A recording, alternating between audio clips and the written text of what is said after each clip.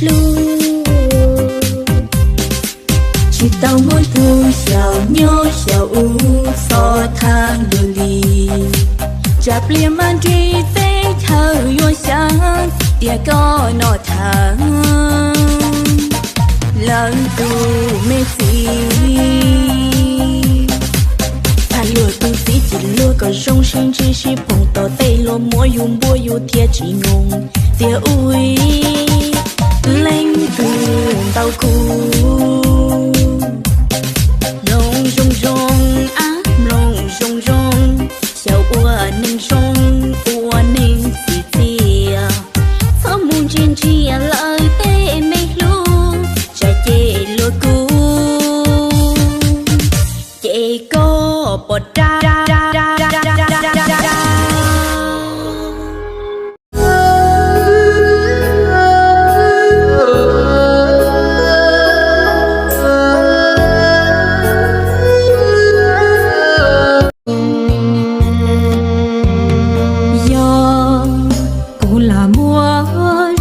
Luồn trâu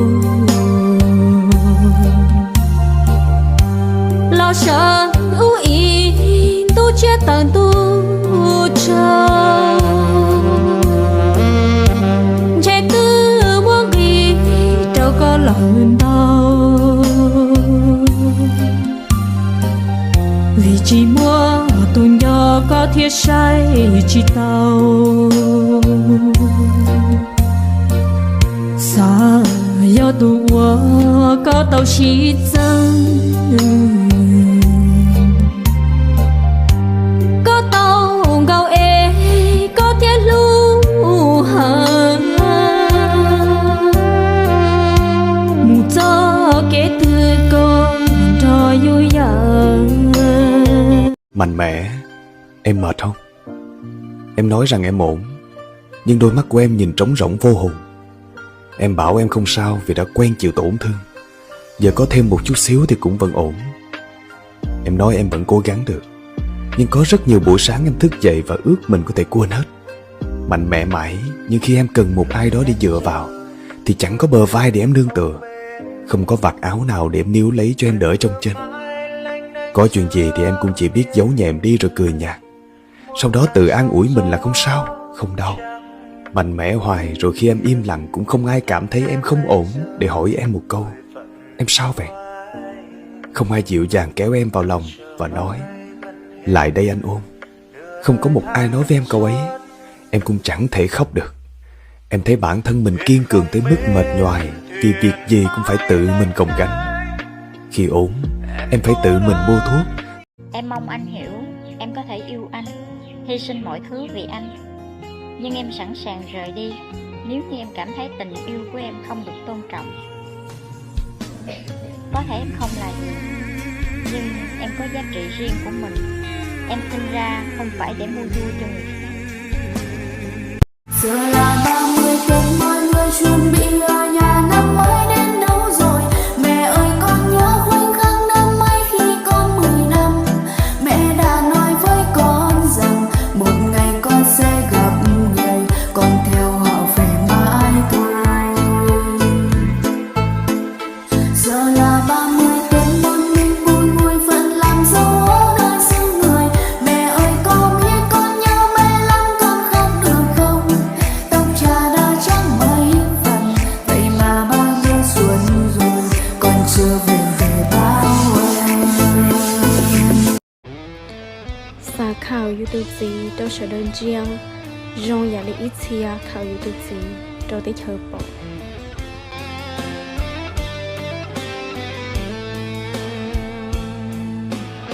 Mai này á, chắc gì đã có cái gọi là mai này. Anh chỉ cần nhớ, từ khoảnh khắc này trở đi, với tôi, Trinh chết rồi.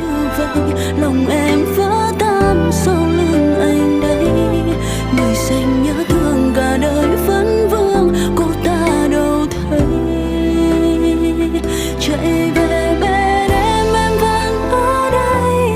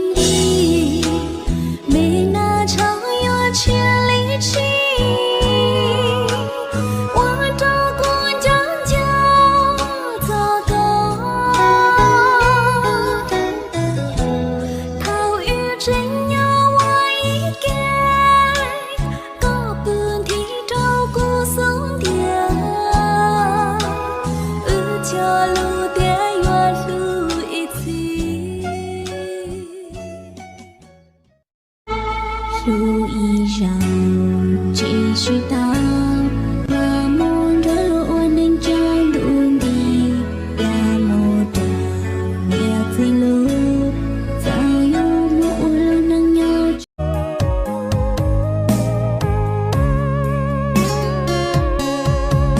giờ cô ô tu mua ư cho kê sao giờ có ô tu yo của tu giàu lúc nắng cho li nó lư của xa thao u chỉ tao lời chê ô tu tờ có mà linh nhón cho có cho cái đa kia có qua dư li có xia thua ya cũng gần gắng cho có xin đừng chạm vào em nếu như anh không còn chăn trở bởi vì yêu anh nên đôi lúc em cứ tự dối vì vẫn tin rằng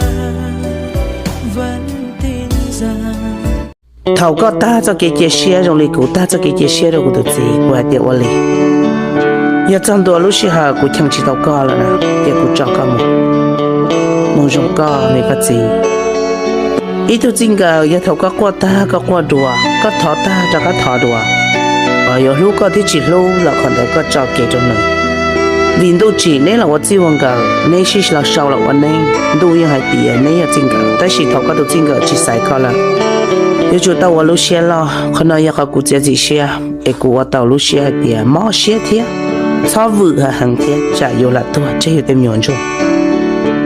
Tại vì nếu một chiếc tàu này, nếu bỏ thì có cho cái pro đó nữa là, nếu một tất cả là cho, cũng yên chẳng ở trong bộ để cô.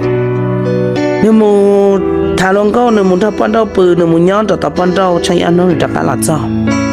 Là cũng yên chẳng khi lúc ở trong hai tiề, có lo là một thứ chiếc tàu ở nhà đâu có ở trong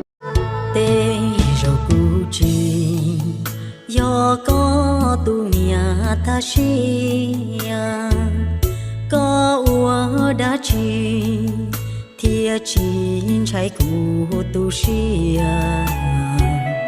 ya ua mò cu kỳ có đến đây thôi mình dừng lại được chưa quá đủ rồi em thấy dư thừa nắm tay nu nó chia lùa mà lũ có in đu sẽ bỏ thông cụ lũ có nó mò có nỉ giàu xe